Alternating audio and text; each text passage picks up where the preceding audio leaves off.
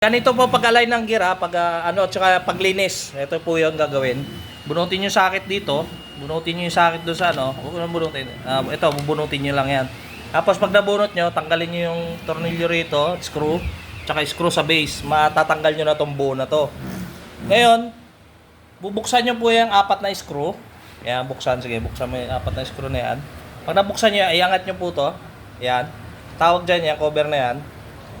Tapos, makita nyo,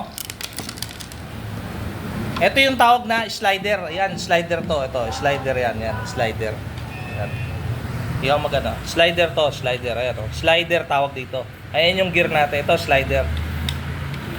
Pag tumalong po to, yung na-disalign, ang gagawin nyo po, tanggalin nyo muna to. Tanggalin nyo to.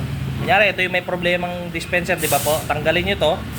Ngayon, paandarin nyo muna yung gear. Maghulog kayo, papaandarin nyo muna to. Sige, paandarin nyo.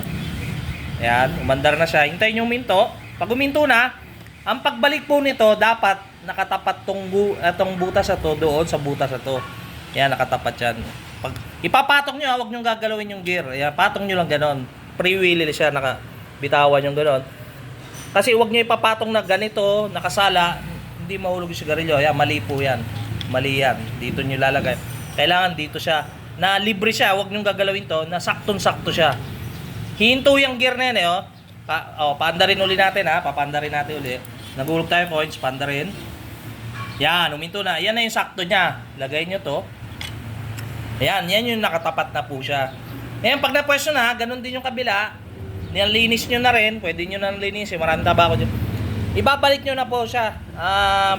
Yan. Yan, ibalik nyo na po.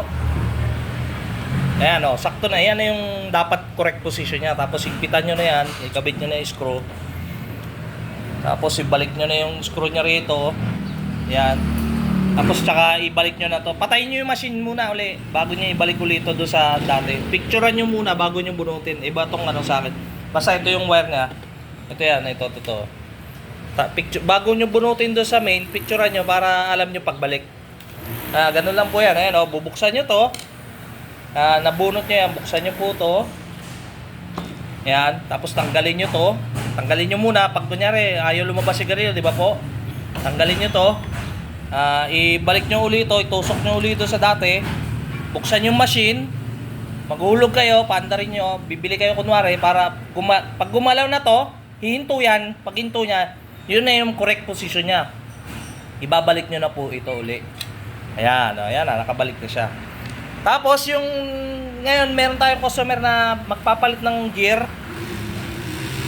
Mag-send ako ulit video.